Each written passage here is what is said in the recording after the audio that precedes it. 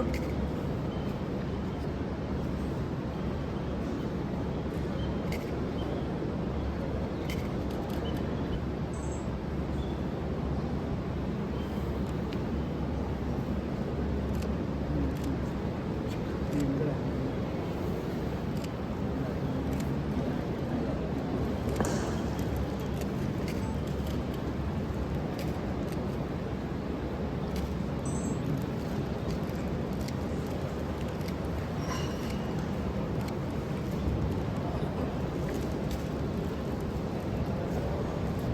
ริ่มต่อไป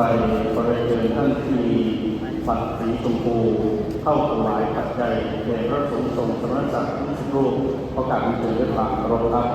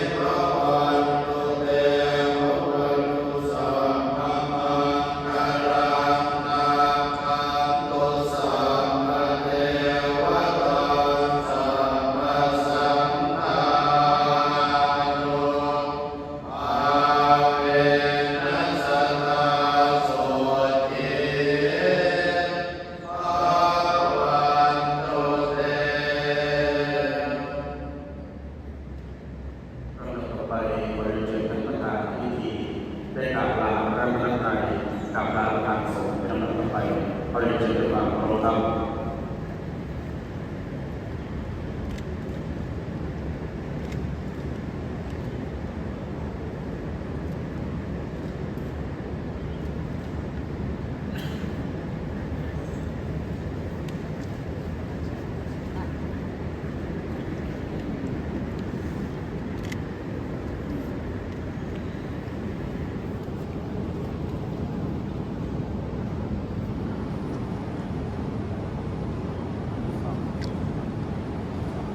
หลังจากนั้นฝ่ายพระราชทาน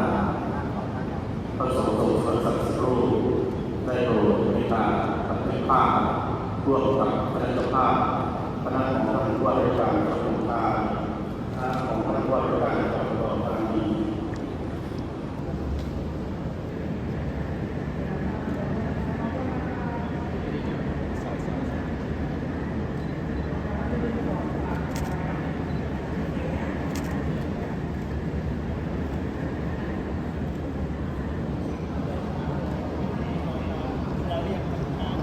ครับผม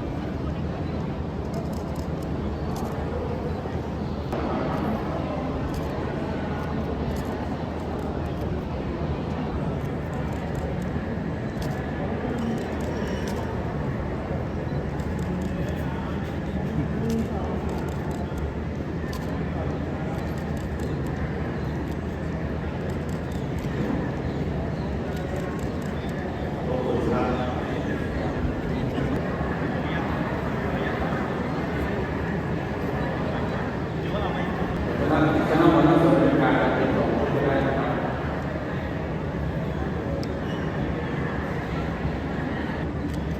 เดี๋ยวนะครับ1 2 3ครับ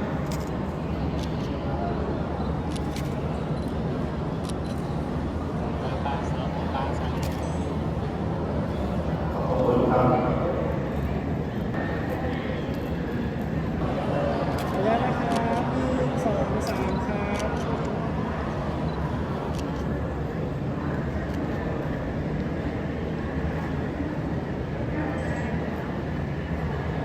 คณะต่อไปนะครับคณะเหล่าต่างชาติจังหวัดหนองคายเรียนเชิญครับ ลงมือนะครับมองกล้องนะครับ1 2ล้างไว้ก่อนนะครับล้างไว้ก่อนนะครับขออนุญาตเก็บวิดีโอด้วยนะครับ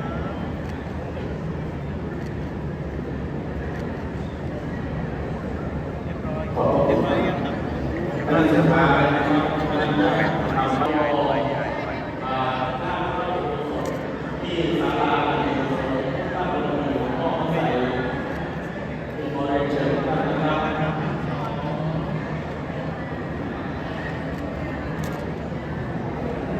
แล้วเก็บวิดีโอด้วยนะครับค้างไว้ก่อนนะครับค้างไว้ก่อ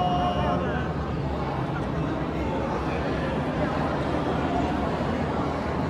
ครับขอนะครับหลังจากชุดผู้ชมทานแล้วขอเป็นชุดสมา 1 2 3ครับ ในนามคณะภาพผู้เชิญท่านน้องมาถวายพระสงฆ์ผู้ได้ศึกษาผู้ได้มากนะครับโดยใช้มาตราช่วงการสว่างความเมตตาเรียนรับสังคมสัตว์ของสายนะครับที่กรุณาที่ร่วมพิธีการถวายในครั้งนี้เป็นอย่างดีเพื่อจะตอบแทนและขอให้ท่าน ข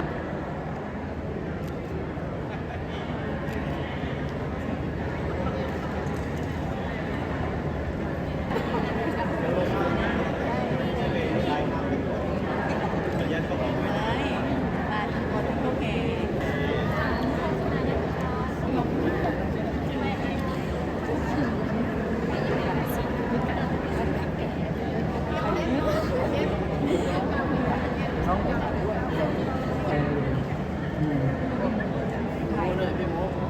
พี่โมครับพี่โมตรงกลางมา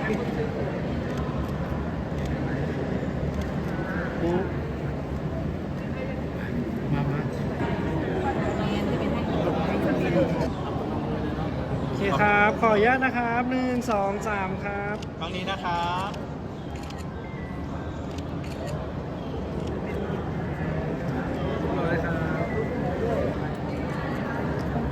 ขอบคุณมากพี่สุภาพ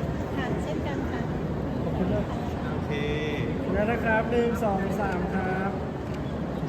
มองกล้องด้านบนด้วยนะครับ แล้วครับเมื่อเช้าเจอครับเจอครับน่ารักเจอเมื่อเช้าก็ไปงานของตำรวจอยู่ครับ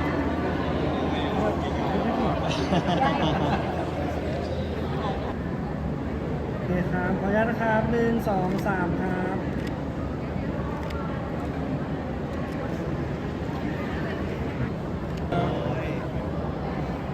โอเคครับขออนุญาตครับหนึ่งสองสาม เอาท่านเลยครับ ออกก่อน นะครับขอวิดีโอด้วยนะครับนิดนึงโอเคครับ เดี๋ยวเราขออนุญาตพี่หมูเดียวก่อน ครับเรียบร้อยครับวิดีโอนะครับ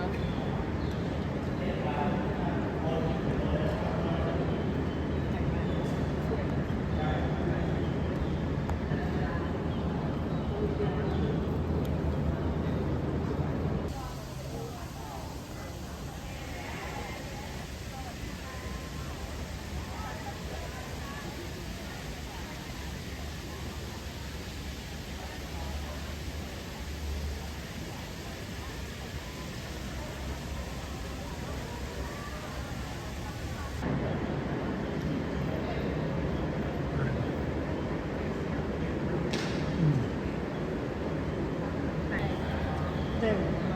พรุ่งนี้จัดเก้าอี้เพิ่ม